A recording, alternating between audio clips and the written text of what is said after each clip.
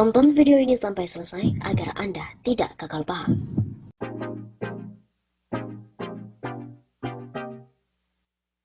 Ada 157 pelanggaran yang dilakukan pemerintah era Jokowi. Sikap intoleran di beberapa daerah di Indonesia terus berlangsung di era kepemimpinan Presiden Joko Widodo. Direktur Riset Setara Institute, Halili Hasan menerangkan, perilaku intoleransi yang dia catat kebanyakan dilakukan pemerintah daerah berupa pelanggaran kebebasan beragama atau berkeyakinan.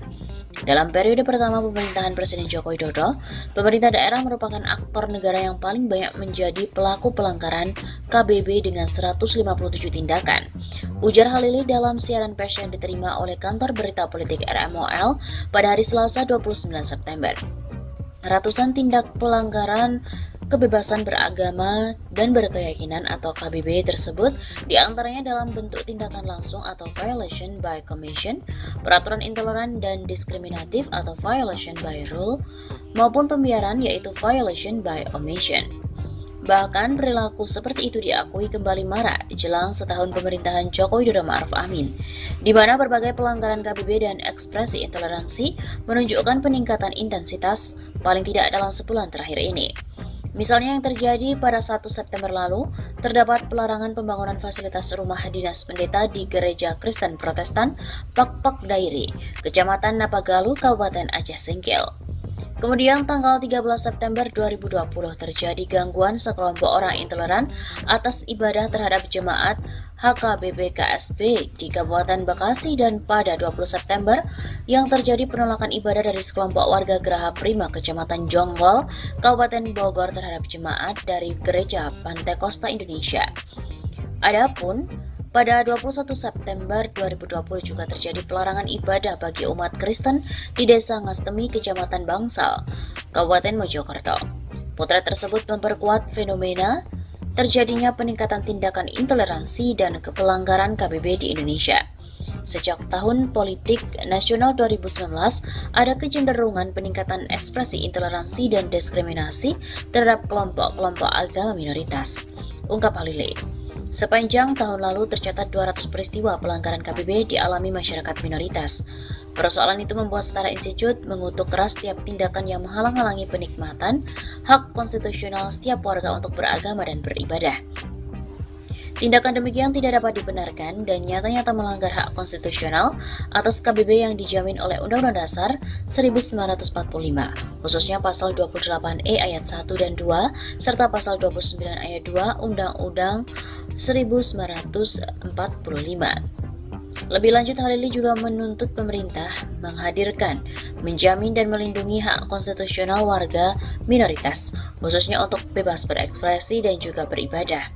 Secara khusus, Setara Institute mendesak Menteri Dalam Negeri Tito Karnavian untuk mengambil tindakan yang memadahi, lebih progresif, dan sesuai dengan otoritas legal dan demokratik untuk menjamin tata kelola pemerintah daerah yang inklusif dan toleran terhadap kebinekaan.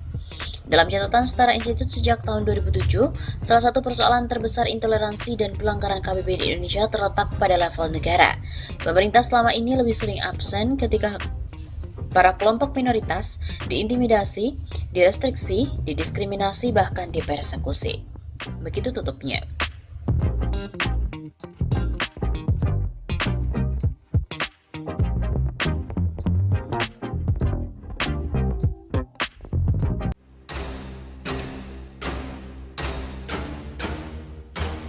Nasib Jokowi di ujung tanduk, orang-orang meminta turun sebelum 2024.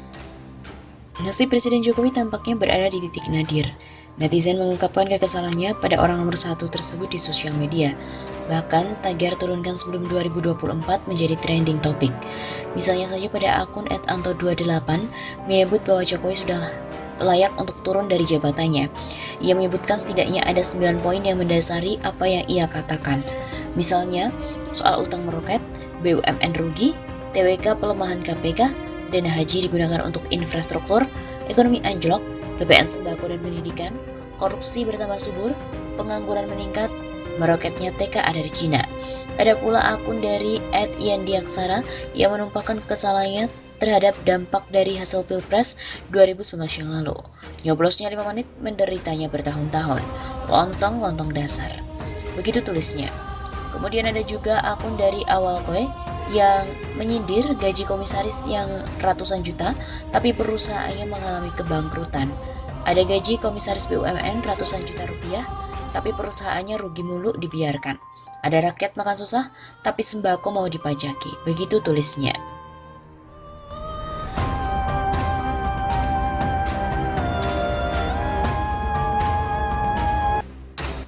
Selama 23 tahun reformasi, rakyat sengsara, penguasa berpesta. Loh, kok bisa? Perlu mengumpulkan data untuk membuat kesimpulan tadi. 23 tahun reformasi telah berlalu, rakyat masih sengsara tetapi penguasa terus berpesta. Rakyat menangis di tengah wajah kuasa yang terlihat bengis. Mungkin ada yang terhenyak dengan narasi itu. Bahkan mungkin merespon dengan sentimen, menyerang personal dan nyinyir. Respon semacam itu dapat dipahami, mungkin karena belum mengerti bahwa kritik adalah gizi demokrasi yang bisa membuat pemerintah introspeksi dan bisa membuat demokrasi lebih maju. Mungkin juga belum mengerti tentang satu dimensi penting bahwa tanggung jawab intelektual itu membebaskan manusia dari penderitaan. Fungsi itu yang sesungguhnya sudah dijalankan akademisi maupun kelompok oposisi. Dalam bahasa Antonio Gramsci, fungsi intelektual semacam itu disebut intelektual organik, yang ada pada Personal Books tahun 1970, ditulis oleh Antonio Gramsci. Bulan Mei 23 tahun lalu, intelektual organik di Indonesia menjadi kunci penting bagi hadirnya gerakan reformasi 1998. Pada momentum 2-30 tahun yang lalu, reformasi ini, mari kita berpikir sejenak, mengurai data satu persatu, meski tidak semuanya akan dibeberkan. Sebab, pernyataan singkat ini tidak mungkin menampung seluruh derita rakyat. Rakyat sengsara. Kita mulai dari data turunnya angka pertumbuhan ekonomi. Pada kuartal 1 2020, angka pertumbuhan ekonomi Indonesia sebesar 2,97%.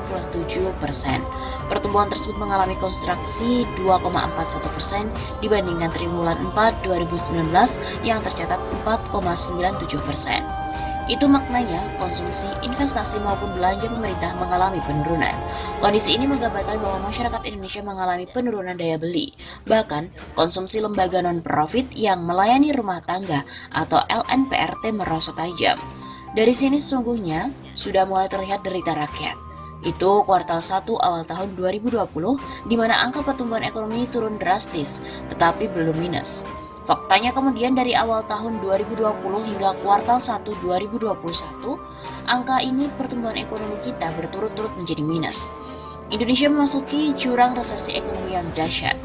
Ini data angka pertumbuhan ekonominya, minus 5,32% pada kuartal 2, minus 3,49% pada kuartal 3, minus 2,19% pada kuartal 4 tahun 2020, dan di kuartal 1 2021, angka pertumbuhan ekonominya tetap minus 0,74%.